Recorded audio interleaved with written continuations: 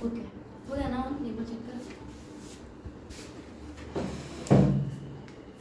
ठीक है, तो यहाँ पर हम रेमिटेंस और विजिट्स उन एसेट्स की बात कर रहे हैं जो आप यहाँ से इंडिया से फंड्स भेज रहे हो out of India, right? Countries में फंड्स भेज रहे हो, रेमिट कर रहे हैं यानी कि सेंड कर रहे हो, लेके नहीं जा रहे। रिपैट्रिएशन नहीं हो रहा, रेमिटेंस हो रहा है। हर एक वर्ड का मतलब है। तो कभी भी आप अगर रेमिटेंस करोगे outside India of funds from India, तो उसके लिए अलग अलग प्रोविजंस है। अब उन्होंने अलग अलग प्रोविजंस किस हिसाब से रखे? आपको याद है ये चीज़ कि भाई इंडियन बंदे जो इंडियन नेशनल्स थे या रेजिडेंट्स थे, उनके लिए तो स्पेसिफिक हमने पढ़ रखा ना, अभी भी तो पढ़ के आए। LRS स्कीम के अंदर 2.5 लाख अलाउड है। बाकी के लिए अगर आपको चाहिए तो आपको अप्रूवल रूम से जाना पड़ेगा। तो हमने ये भी देख लिया। उसके अलावा हमने कंपनीज के लिए भी देख लिया कि अगर आपको ऐसे भेजना है तो इतना पैसा, उतना भेजना, इतना 1 लाख रुपया 10% ये सब देख लिया। तो अब ये दोबारा आ गया, राइट? अब ये वाले जो लिमिट्स है ना, ये लिमिट्स उन लोगों के लिए हैं जो इंडिया बाहर से आ रखे हैं। वो बंदे जो इंडिया के फॉरेन नेशनल्स होंगे, इंडिया के नहीं सॉरी फॉरेन नेशनल्स होंगे। कोई बंदा जो पर्सन ऑफ इंडियन ओरिजिन होगा पर इंडिया का सिटीजन नहीं होगा, कोई इंसान जो resident not resident in India होगा, राइट? तो उन लोगों के लिए वो लिमिट्स पड़े हैं। Getting the point? जो इंडिया का बंदा है उसको तो हमने क्लैरिफाई कर ही लिया, उसमें तो कोई प्रॉब्लम ही नहीं है। जो इंडिया का बंदा नहीं है उनके लिए क्या लिमिट्स है वो यहाँ पर दी गई है। आया समझ? अब इधर मैंने पहला क्या बोला? Remittance by individuals not being NRIs और PIOs. NRI non resident Indian और PIO person of Indian origin. तो वो वाले बंदे जो बाहर के हैं और बाहर के होने के बावजूद भी वो एनआरआई भी नहीं है, पीआईओ भी नहीं है, कोई भी तरीके से इंडिया से कनेक्टेड नहीं है, तो ये वाला पॉइंट फॉरेन नेशनल्स के लिए। ठीक है, इंडिया के बंदों के पॉइंट हमने पढ़ लिया, ये वाला पॉइंट फॉरेन नेशनल्स के लिए। बस यहाँ पर लिख लो फॉरेन नेशनल्स के लिए। ठीक है, सो रेमिटेंस ऑफ मीन्स क्या? Remittance outside India of funds. Funds भेज रहे हैं ना बाहर। Funds in a deposit with a bank और firm, company, provident fund, balance और superannuation benefits, amount of claim और maturity, proceeds of insurance policy. कोई भी तरीके का पैसा, कोई एसेट को बेचकर पैसा आया। आप एसेट को बाहर नहीं बेच रहे हो, आप एसेट को इंडिया में ही बेच रहे हो और उससे पैसा बाहर भेज रहे हो, राइट? इस चीज को कंफ्यूज मत करना। सेल प्रोसीड्स भेज रहे हो, sale proceeds of shares, securities, immovable property, ठीक? और any other asset held in India in accordance with the provisions of FEMA। यहाँ तक कोई डाउट है? पक्की बात है? श्योर हो? ठीक है, तो नेक्स्ट, ऑथराइज्ड डीलर में allow remittance of assets by a foreign national where. अब फॉरेन नेशनल का पॉइंट हमने ये देख लिया, ये है ना, हाँ, where the person has retired from employment in India. जो फॉरेन नेशनल है वो इंडिया में आया था कोई तरीके की एम्प्लॉयमेंट के लिए, उस एम्प्लॉयमेंट से उसने पैसे कमाए, और पैसे कमा के बाहर लेकर जाना चाहता है तो तुम रोकोगे थोड़ी उसको, बंदा लेके जाएगा ना पैसे बाहर। तो पहला तुम्हारा ये हो गया। दूसरा, person has inherited from a person referred to in section 6(5). वो अलग अलग बंदे थे 6(5) में, गिफ्ट, विल, इनहेरिटेंस, राइट? उससे आपको पैसे मिल रहे हैं। 6(5) याद नहीं रखो चलेगा, पर आपने इनहेरिटेंस का तो याद है ना, गिफ्ट था, विल था, आप उस तरीके से इकट्ठा पैसा कर रहे हो, किसी से आपको मिल रहा है, तो वो वाले हमने पॉइंट्स देखे। जो ये फर्स्ट पॉइंट है, the person has retired from employment in India, हम तो ये बात नहीं कर रहे कि फॉरेन नेशनल यहाँ का कोई एसेट बेचकर यहाँ की प्रोसीड्स बाहर लेकर जा रहा है, तो ये तो एम्प्लॉयमेंट इन इंडिया है। तो पर वो बंदे का स्टेटस फॉरेन नेशनल है ना, गेटिंग द पॉइंट? वो बंदा यहाँ पर नौकरी कर रहा होगा, पर उससे वो कुछ दिन रहा हो तो रेजिडेंट बन जाए, या कुछ दिन रहा हो तो सिटीजन बन जाए, पर वो इंडिया से कोई तरीके से रिलेटेड नहीं है, पर उसने इंडिया में पैसा कमा लिया। ठीक है, तो तुम्हारा ये हो गया। इनहेरिटेड बंदे ने इंडिया में कुछ पैसा कर लिया, पर वो बंदा फॉरेन नेशनल है, ऐसे उस तरीके से हम पढ़ रहे हैं। Third, person is a non resident, widow और widower, and has inherited assets from her और his deceased spouse who was an Indian national resident in India. क्या समझ में आया? तो कोई एनआरआई जिसका स्पाउस इंडिया डाइड है, तो उसकी कोई भी प्रॉपर्टी सेल करके उससे जो प्रोसीड्स है वो बाहर। ठीक है, तो आपको जो भी एसेट्स यहाँ पर मिले हैं, आपको क्यों मिले हैं? क्योंकि बस आपका जो स्पाउस था वो इंडिया का था, और वो इंडिया के होने की वजह से उसे यहाँ पर उसकी दादी ने कोई लैंड दी होगी या कोई एसेट दिया होगा कि लेकर जा, राइट? तो अब वो तो रहा नहीं, तो उसकी पत्नी या पति को दे रहे हैं, अब वो ये एसेट बेच रही है। ठीक है, तो हम यहाँ पर स्पाउस के टाइम पर हम ऐसा बोल रहे हैं कि वो खुद बंदा फॉरेन नेशनल ना हो, अलग बात है, पर the person related to that person was a foreign national and now that person selling the goods. पर इस तरीके से देख, फॉरेन नेशनल को इंडिया में एसेट्स मिलना is a big thing, right? हम यही बात करते हैं। जब फॉरेन नेशनल है तो पहली बात हमने बोला एम्प्लॉयमेंट करता तो जाके उसको पैसा मिला, दूसरे में हमने बोला वो इनहेरिट करता तो जाके पैसा मिला, तीसरे में जो बंदा पैसा भेज रहा है वो विडो या विडोवर है, वो फॉरेन नेशनल नहीं है, नहीं सॉरी वो फॉरेन नेशनल है, पर उसको पैसा कहाँ से मिला है? एक ऐसे बंदे से जो फॉरेन नेशनल नहीं था, वो इंडिया का बंदा था। ठीक है, तो तुम्हारा ये। उसके बाद पैराग्राफ के remittance should not exceed $1 million per financial year. This limit, however, will not cover sale proceeds of assets held on repatriation basis. जो एसेट्स आपके रिपैट्रिएशन बेसिस से बाहर जाने ही वाले थे, यानी कि आप बाहर लेकर जा ही रहे हो, आप ही के एसेट्स से। अगर मैंने यहाँ पर कोई इन्वेस्टमेंट करी है और वो इन्वेस्टमेंट मैं लेकर जाऊँगी यहाँ पर, जैसे अपने इंडियन कंपनीज में देखा था कि प्रिलिमिनरी एक्सपेंस करते हैं, उसका इतना प्रॉफिट वो बाहर लेकर जा सकते हैं, तो वो रिपैट्रिएशन था ना। तो जो चीज़ रिपैट्रिएशन में कवर्ड है वो रेमिटेंस में नहीं आएगी। मतलब ये 1 million सिर्फ रेमिटेंस का है, रिपैट्रिएशन का नहीं है। ठीक है, बहुत ज़्यादा से कंफ्यूज होना, तो रिपैट्रिएशन का क्या था, वो कैसे याद करना है, हमें इतना नहीं है डेप्थ, ऊपर ऊपर से फहमा है, इतना ज़्यादा नहीं है हमको, जो है वो यहाँ पर है इतना हल्का फुल्का। ठीक है, यहाँ तक चैप्टर तुम्हारे साथ कनेक्ट हो रहा है। दिस चैप्टर थोड़ा सा ना ऐसे अलग है, चैप्टर कनेक्ट नहीं कर पाते तो प्रॉब्लम वहाँ पर आ जाती है। अब तक समझ में आ रहा है? ठीक है, 4th point, remittance is in respect of balances held in a bank account by a foreign student who has completed his or her studies, provided such balance represents proceeds of remittance received from abroad through normal banking channels or rupee proceeds of foreign exchanges bought by such person. ये समझ में आया? बहुत आसान है, एक बार read कर लो।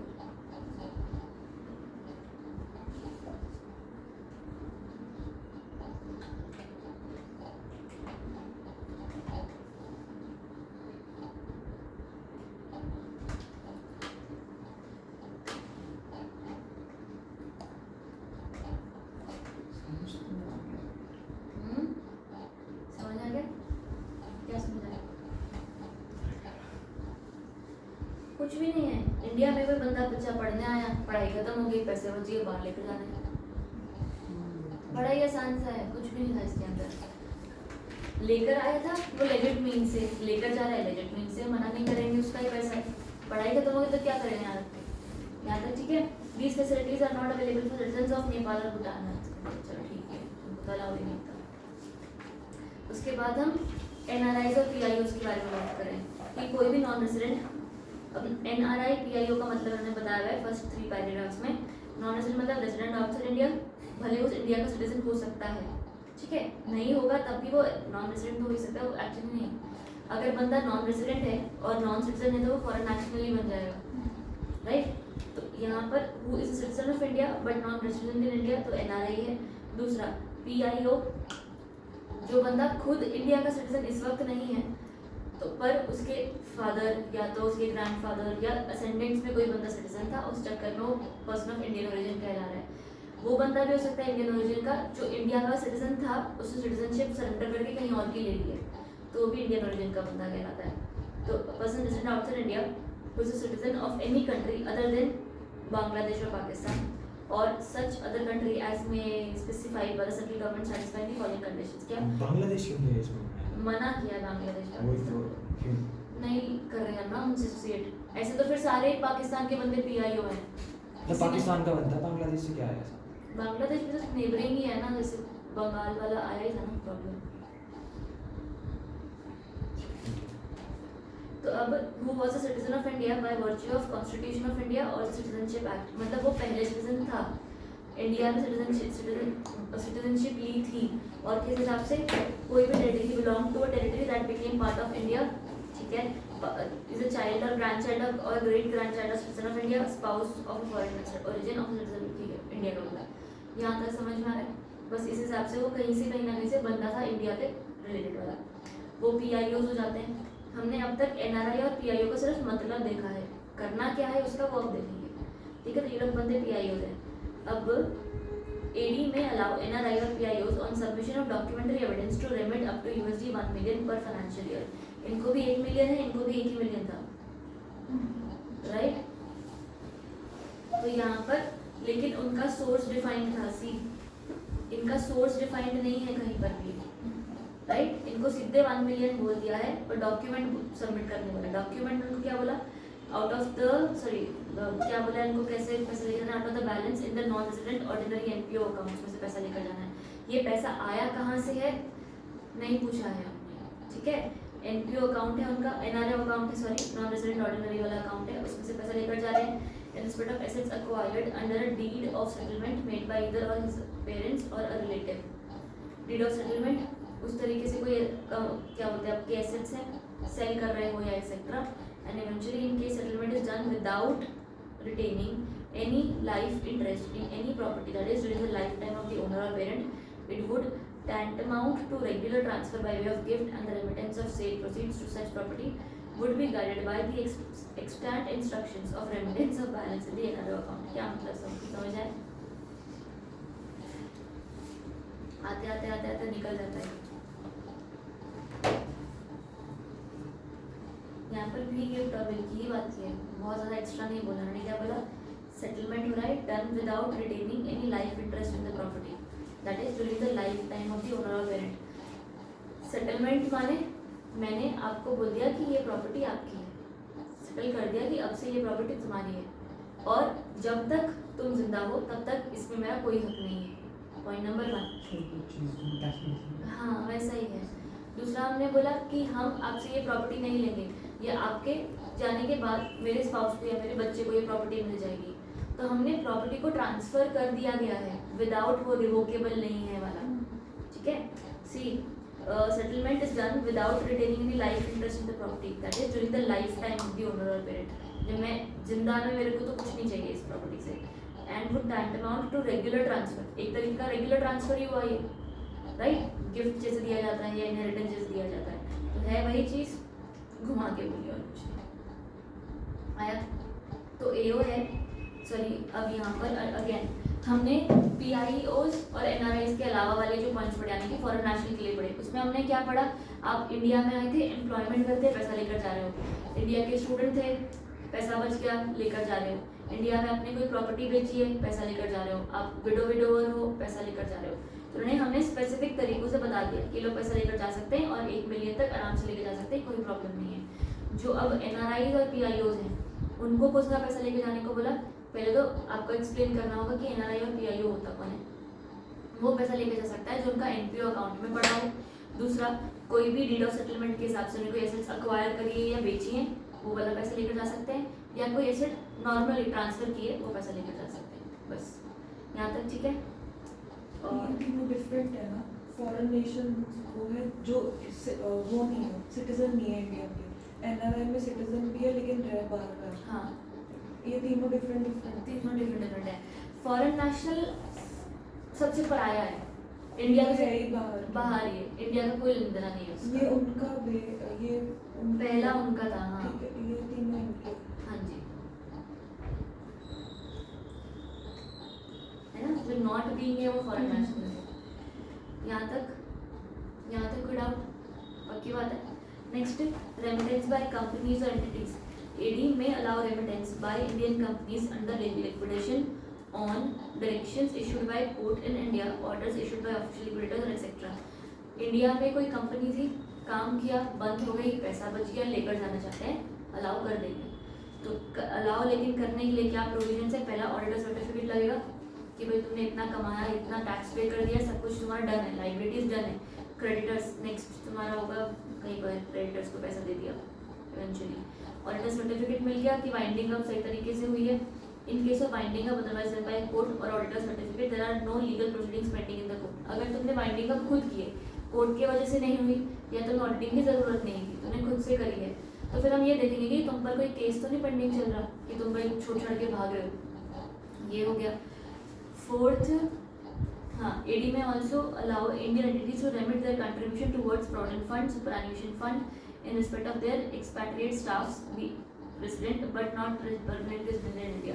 Expatriates मतलब वो बाहर चले गए, वो भी तो उनके लिए आपने PF में कंट्रीब्यूशन डाली होंगी, उनके लिए आपने सुपरएन्यूएशन में कंट्रीब्यूशन डाली होंगी, तो बाहर चले गए ना, तो बाहर पैसा देना पड़ेगा, तो वो भी रेमिटेंस हो गया। यहाँ तक तो कंपनीज को बोला है अगर तुम वाइंड अप कर रहे हो, पैसे लेकर जाना चाहते हो, अलाउड है। क्या लगेगा? ऑडिटर का सर्टिफिकेट, पहला पॉइंट ऑडिटर का सर्टिफिकेट है, दूसरा पॉइंट की binding up in accordance with हुई है। पहले में सारी लाइबिलिटीज क्रेडिटर्स के बारे में बात कर ली, सेकंड में बाइंडिंग अप के प्रोसेस के बारे में बात कर ली, थर्ड में तुम्हारे ऊपर कोई पेंडिंग केस नहीं चल रहा, और फाइनली कोई तुम्हारा सुपरएनुएशन फंड में कंट्रीब्यूशन है वो पैसा भी लेकर जा सकते हो। कोई डाउट? नेक्स्ट, रेमिटेंस और binding up proceeds of branch और ऑफिस। यहाँ पर खुद कंपनी थी, यहाँ पर बाहर की कोई कंपनी का इधर ब्रांच है, ठीक है, बट सेम सिमिलर प्रोविजंस ही हैं, अलाउड है हाँ पैसा लेकर चले जाओ, ब्ला ब्ला। चाहिए क्या यहाँ पर अब ये, क्योंकि ब्रांच यूजुअली बैंक्स का भी होता है, मैंने आरबीआई को भी पिक्चर में रखा हुआ है कि आपने एक आरबीआई से परमिशन ले लिया, पॉइंट नंबर 1, फिर वो सेम ऑडिटर का सर्टिफिकेट चाहिए कि जो भी पैसा लेकर जा रहे हो वो सही तरीके से एसेट से है, लाइबिलिटीज आपकी सारी डन है, कोई अरियर नहीं है। Third, confirmation that no income accruing from sources outside India has remained unrepatriated to India. मतलब जो इंडिया में लाना चाहिए था वो आप नहीं लाए हो, ऐसा तो नहीं है ना कुछ, हमने पहले बोला डिले नहीं करना, सीज मत करना, तो वो वाली points. Confirming that the branch और office complied with all the regulatory requirements, तो ही आपको पैसा बाहर लेकर जाने देगी, इवेंचुअली आपके ऊपर कोई भी केस नहीं चलेगा। यहाँ तक ठीक। नेक्स्ट तुम्हारा confirmation from the applicant that no legal proceedings are pending or report of registrar of companies। यहाँ तक पक्की बात है, श्योर हो? चलो ठीक है। Next, remittance of assets being RBI approval. अब जो तुम एसेट्स बाहर लेकर जा रहे हो रिक्वायरिंग आरबीआई अप्रूवल, कब आरबीआई का अप्रूवल मैंडेटरी हो जाता है? जब तुम्हारा एसेट्स का ये वो 1 मिलियन अब तक हमने बोल रखा था, 1 मिलियन के ऊपर गया तो अप्रूवल चाहिए। तो एक तरीके से वो पुराना वाला ऑटोमेटिक रूट हो गया फॉर फॉरेन नेशनल्स, पर आप इसको ऑटोमेटिक रूट कहोगे नहीं क्योंकि ऑटोमेटिक और अप्रूवल सिर्फ हमारे लिए, ठीक है। तो हमने पहला remittance in excess of 1 million यानी 10 लाख पर financial year and account of legacy bequest. Remittance वाला कौन सा पॉइंट है? अगला वाला paragraph, assets requiring RBI approval. मिला? मतलब 17 पेज पर पेज पता है मेरे को, ऊपर वाला टॉपिक है ये वाला, सेकंड वाला ये वाला।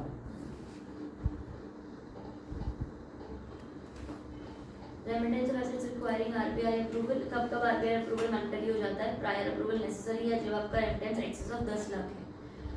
2 points, on account of legacy request on inheritance to citizen of a foreign state resident outside India. बाहर भेज रहे हो किसी भी बंदे को, बाहर ही भेज रहे हो, उसको इनहेरिट करने वाला है या उसको एज अ विल देने वाले हो, कोई भी तरीके से बाहर भेज रहे हो।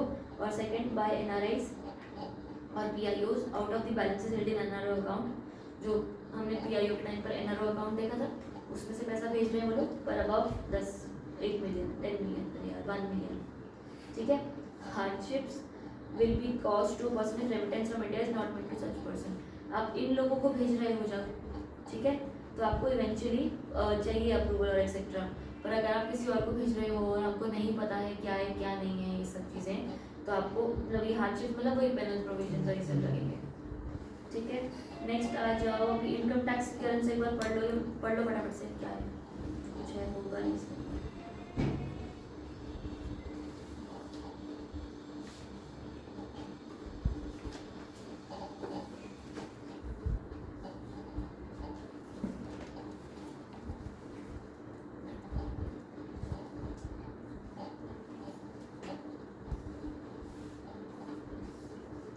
यहाँ तक कोई डाउट नहीं?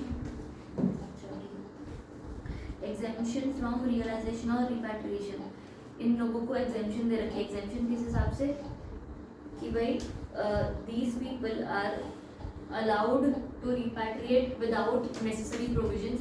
अब वो नेसेसरी प्रोविजंस हर एक बंदे के अलग अलग होंगे, तो ये बहुत ज़्यादा ना वेग सा टॉपिक है तुम्हारा। Contains exemptions from the application of provisions related to holding of foreign currency, ये है ना तुम्हारे किताब। तो and repatriation of certain circumstances provided। Third line में accordingly possession of foreign currency और कॉइन्स बाय एनी पर्सन और class of persons as Reserve Bank may specifies not prohibited. A person or class of persons may hold and operate foreign currency account with the prescribed limits as may be specified। तो जो चीज़ हम अब तक पढ़ते आए हैं यही चीज़ वहाँ पर लिखी है कि आपको एग्जेम्पशन है, पर कितना एग्जेम्पशन है? जितना हमने कहा है भेजना है, भेजो पैसा up to this amount exemption, मतलब अप टू दिस अमाउंट आराम से भेज दो। आपको इतना पैसा रखना है, आप रख लो, आपको दिस अमाउंट आराम से रख लो। तो this topic is of no use वैसे, ठीक है। अब तक जो हम पढ़ते आए हैं वही सेम चीज़ हम यहाँ पर देख रहे हैं। Getting the point? तो इसको छोड़ो, अगले बनाओ possession and retention of foreign currency. ये इंपॉर्टेंट मार्क करना, मतलब खासा इंपॉर्टेंट है। अभी तक भी कैपिटल अकाउंट, करंट अकाउंट जो थे one of the most important थे, वहाँ तक खत्म हुआ। हमने एलआरएस देखा, इम्पॉर्टेंट ही है। उसके अलावा हमने एनआरआई पीआईओ के बारे में देखा। सो अब तक जो भी हैं चीज़ें इंपॉर्टेंट चल रही हैं, ये one of the easier and important points है। आपको अगर कितना फॉरेन करेंसी आप अपने पास इंडिया में रख सकते हो, आपने ये चीज़ सुनी है ना, थोड़ा बहुत हम डिस्कस भी करे थे एक दिन कि ऐसे तो आप वही रख लो, डॉलर ही रख लो, $4 रख लो, चलो अपना तो काम खत्म, राइट। तो it is easier to maintain या तो ब्लैक मनी भी in form of dollars, correct. तो उन्होंने मना ही कर रखा है कि आप नहीं रख सकते हो। अगर आपको पैसा रखना है तो हमने वो 3 मोड्स बताए थे, या तो कोई ऑथराइज एडी कैटेगरी 1 में डिपॉजिट कर दो, या तो फॉरेन करेंसी का एक्सचेंज करवा लो, या तो कोई लाइबिलिटीज थी, लाइब्रेरी पे ऑफ, है ना। तो ये सारे तरीके थे। अब यहाँ पर आप अपने पास रख रहे हो तो बोला अलाउड है, अलाउड है, मर्जी है, रखो रखो, पर लिमिट डाल दिया। कितना रखना है? कॉइन्स हैं, सिक्के हैं तो जितने मर्जी भर लो, बोले ट्रंक भर लो, सिक्के हैं तो जितने मर्जी। करेंसी नोट्स है तो 2000 USD। और एक इंसान है जिसको बोला कोई लिमिट नहीं है, किसको बोला होगा? आरबीआई जो फॉरेन रिजर्व्स मेंटेन करता है एडी कैटेगरी 1 बैंक्स को, क्योंकि इनको तो इवेंचुअली मेंटेन ही करना है ना वो लोग। और जो बाकी तो में एक्चुअली फॉरेन करेंसी एक्सचेंज करके देते हैं, तो उनके पास लिमिट्स भी हैं, ठीक है। तो बस ये वाला फॉलोइंग लिमिट्स हैं प्रिस्क्राइब्ड, कौन सा पता? Possession without limit of foreign currency and coins by authorized persons within the scope of authority. Possession without limit of foreign coins सब लोग को, करेंसी नोट्स 2000।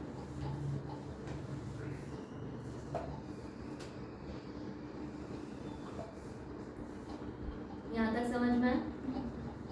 अब जो ये 2000 का प्रोविजन है ना, ये सबके लिए नहीं है।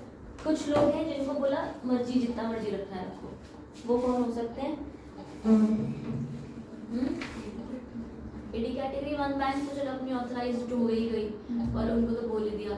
पर उसके अलावा जो बंदा आ ही बाहर से रहा है और यहाँ इंडिया में घूमने को आ रहा है, उसके पास पड़े डॉलर, वो लेकर आया था, हाँ टूरिस्ट टाइप का बंदा हो गया। कोई ट्रैवलर्स चेक लेकर आया, जैसे हम बाहर ट्रैवलर्स चेक लेकर जा रहे थे, इंडिया में कौन सा कमी है चोरी चकारी, तो इंडिया में भी ट्रैवलर्स चेक लेकर आया। कोई भी तरीके से ऐसे वो लोग हैं जो इंडिया में आए हैं घूमने फिरने के लिए, या तो बस आए हैं और उनका खुद का पैसा है वो बाहर लेकर जाने वाले हैं, वो इंडिया का बंदा ही नहीं, तो हम उसको क्यों उसके पैसे रोकेंगे? Getting the point? हम किसी भी बंदे को फोर्स करेंगे पैसा कन्वर्ट करवाओ if that person citizen of India, we will tell that person कि भाई इंडियन करेंसी लो, राइट। जो बंदा इंडिया का ही नहीं उसको क्यों बोलेंगे?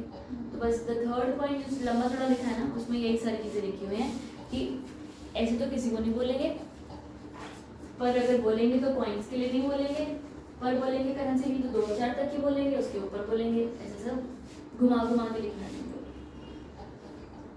और last third point talks about यही वाला कि 2000 तक और इट्स इक्विवेलेंट इन एग्रीगेट, देखा, provided that such foreign exchange in the form of currency notes, bank notes, traveler check during a visit, third line, during a visit to any place outside India by way of payment for services not arising from any business or anything done। तो उन्होंने ये वहाँ पर वो सारी चीज़ें बात करी कि आपको फॉरेन करेंसी रखनी है, आपने रखी है, आप बाहर गए थे लेने के लिए या जो भी, वो उस तरीक़ों से। तो मेन ये 3 पॉइंट्स याद रखना। Getting the point? थोड़ा सा ना इसको समराइज्ड फॉर्म में अपनी अपनी लैंग्वेजेस में लिख लेना टाइप से, अपने तो घूम जाएगा दिमाग से।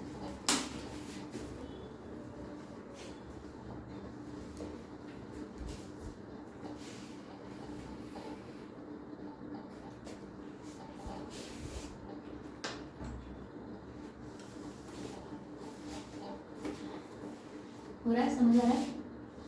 चलो ठीक। नेक्स्ट मैनर और रिसिप्ट एंड पेमेंट, ये हमने कर रखा है, वही सारे तरीके हैं। मैनर क्या होता है पेमेंट करने का, आपको कैसे पेमेंट करनी है और कैसे नहीं, और ये वाला नॉट इम्पोर्टेंट मार्क करना ना, मैनर एंड रिसिप्ट हमारे है ही नहीं शायद। एक्विजिशन काम का भी नहीं, manner of payment of export value नहीं वो तो अलग चीज़ है।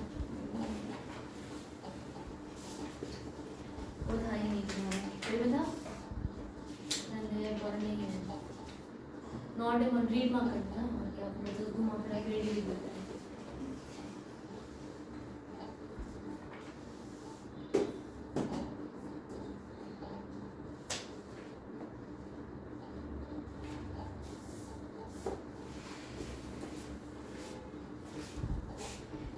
इंडिया में इंडिया का सबसे खासा बंदा सिटीजन होगा इंडिया का, ठीक है, इंडिया का सिटीजन है ना, सिटीजन क्या हो, सिटीजन होगा। उसके बाद या उसके कम दर्जे वाला हमारा रेजिडेंट होगा। उसके बाद जिसके बाप दादा यहाँ पर रहते होंगे PIO, उसके बाद फॉरेन नेशनल्स होंगे, राइट। ये क्राइटेरिया लॉजिक बनता है। Person of Indian origin. अच्छा आइयो ठीक है, ठीक और एक चीज़ का नहीं है ना, तो ठीक है OIO नहीं। अब ये चीज़ें हैं, इन चीज़ों से हमने क्राइटेरिया तरीके से बताया कि भाई ये हमारा सबसे खास बंदा है और इस बंदे को हम छूट दे देते हैं, मर्जी जो मर्जी कर, ठीक है, कोई लिमिट नहीं लगाते, ज़्यादा कुछ नहीं है, सब कुछ मर्जी से कर रहा है वो। हमने स्टार्टिंग में जहाँ पर अलाउंस पढ़ा था वहाँ पर इनको सबसे ज़्यादा लिमिट दी, जहाँ पर हमने वो डेज पढ़े थे कि तुम्हें इतने दिन में पैसा लाना है, तो इनको सबसे ज़्यादा दिए 180 डेज दिए। तो हमने इन सब लोगों में से सबसे ज़्यादा छूट और सबसे ज़्यादा राइट्स इस सिटीजन को दे रखी है, ठीक है। तो अब ये जो हम टॉपिक देख रहे हैं, एक्विजिशन ऑफ इमूवेबल प्रॉपर्टी, इस टॉपिक में भी यही सारी बात कर रखी है। अगर एक इंसान को कोई इमूवेबल प्रॉपर्टी खरीदनी है या बेचनी है, ठीक है, और वो बंदा फॉरेन नेशनल है, तो उसे क्या हम ऐसे ही कोई भी प्रॉपर्टी खरीदने दे देंगे? इंडिया में कोई भी एस्टेट तुम खरीद रहे हो, specifically for example agricultural lands, उसमें तो खासा उन्होंने प्रोहिबिशन डाली हुई है कि एग्रीकल्चरल लैंड कोई भी बंदा नहीं खरीद सकता बाहर का। जैसे वो FDI इस चैप्टर में हम देखेंगे कि वो कोई भी बंदा FDI नहीं इन्वेस्ट कर सकता एग्रीकल्चरल लैंड में, राइट। तो हर इंसान के पास अलग अलग टाइप्स ऑफ लिमिट्स या सिक्योरिटीज है, ठीक है। तो सबसे ज़्यादा स्ट्रिंजेंट या सबसे ज़्यादा कम पावर इसके पास होगी इंडिया में प्रॉपर्टी खरीदने के लिए, और उस हिसाब से ये पावर बढ़ती रहेगी, ठीक है। अब अगर एक फॉरेन नेशनल किसी दूसरे फॉरेन नेशनल के साथ कॉन्ट्रैक्ट करता है, चलेगा, दोनों के पास इक्वल पावर्स है। एक फॉरेन नेशनल एक PIO के साथ कॉन्ट्रैक्ट करता है अगर, तो चलेगा? सोच के देखो,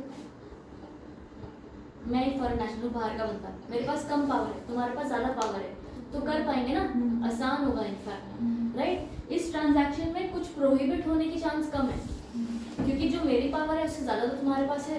सेम गोज विद दिस, तो इसको अपवर्ड्स जाकर देखो। PIO का रेजिडेंट के साथ कॉन्ट्रैक्ट करता है, चलेगा। ये PIO एक दूसरे PIO के साथ कॉन्ट्रैक्ट करता है, चलेगा। रेजिडेंट दूसरे रेजिडेंट के साथ कॉन्ट्रैक्ट करता है, चलेगा। क्योंकि जो पावर्स हैं किस टाइप के कॉन्ट्रैक्ट की बात होती है? इमूवेबल प्रॉपर्टी खरीदने में कोई भी तरीके का कॉन्ट्रैक्ट चल ले फिलहाल के लिए, ठीक है, any nature of any contract है। हम यहाँ पर पावर्स के लिए बात कर रहे हैं कि आप जो नीचे की तरफ जा रहे हो ना, तो रेस्ट्रिक्शंस आ रही हैं, ऊपर की तरफ जा रहे हैं तो रेस्ट्रिक्शंस खुल रही हैं, हट रही हैं, तो आप आराम से कॉन्ट्रैक्ट कर सकते हो। एक फॉरेन नेशनल अगर किसी PIO के साथ कॉन्ट्रैक्ट करना चाहता है, आसान होगा, क्योंकि जो इसके पास पावर है वो इसके पास तो पक्का ही होगी। हमारा ये सबसे ज़्यादा अपना बंदा ये है, उसके बाद ये पराया है सबसे ज़्यादा। अपने वाले बंदे को सबसे ज़्यादा हक दे रखा है। तो अगर एक फॉरेन नेशनल सिटीजन के साथ कॉन्ट्रैक्ट करता है, कोई प्रॉब्लम नहीं है।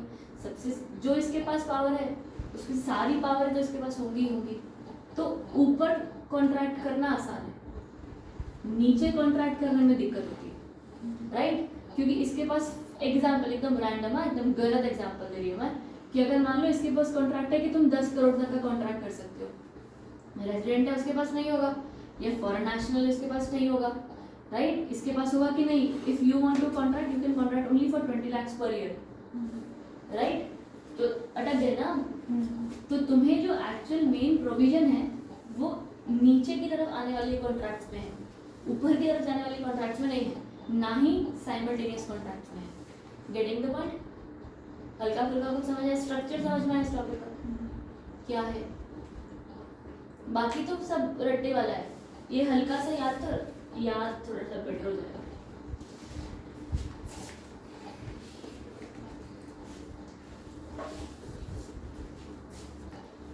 एक्विजिशन और transfer transfer of immovable property in India, तो यहाँ पे देखो as per 6(5) of FEMA, a person resident outside India can hold, own, transfer or invest in any immovable property situated in India if such property was acquired, held or owned by him or her when he or she was a resident in India or inherited from a person resident in India. कुछ समझ आया? बताया जाए।